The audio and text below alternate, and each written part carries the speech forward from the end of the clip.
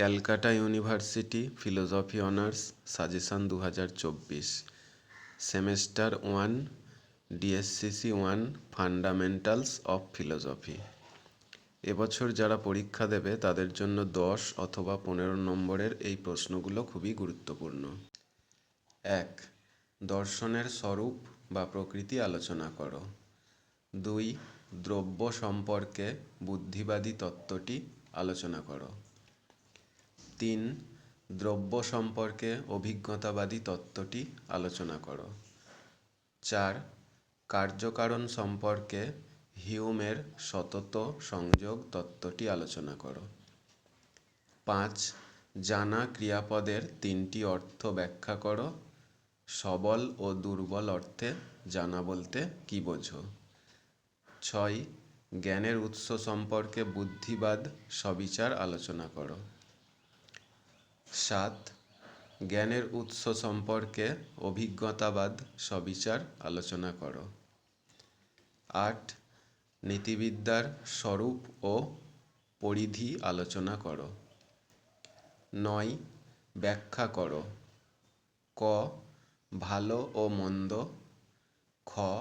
কর্তব্য ও বাধ্যবাধকতা। গ.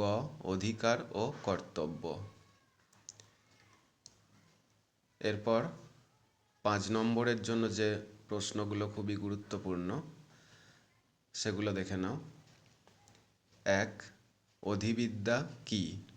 এর আলোচ্য বিষয় লেখো। 2. জ্ঞানবিদ্যা কী? এর আলোচ্য বিষয় লেখো। 3. নীতিবিদ্যা কী?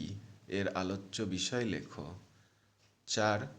কার্যকারণ বিষয়ে প্রসক্তি তত্ত্বের মূল বক্তব্য কী?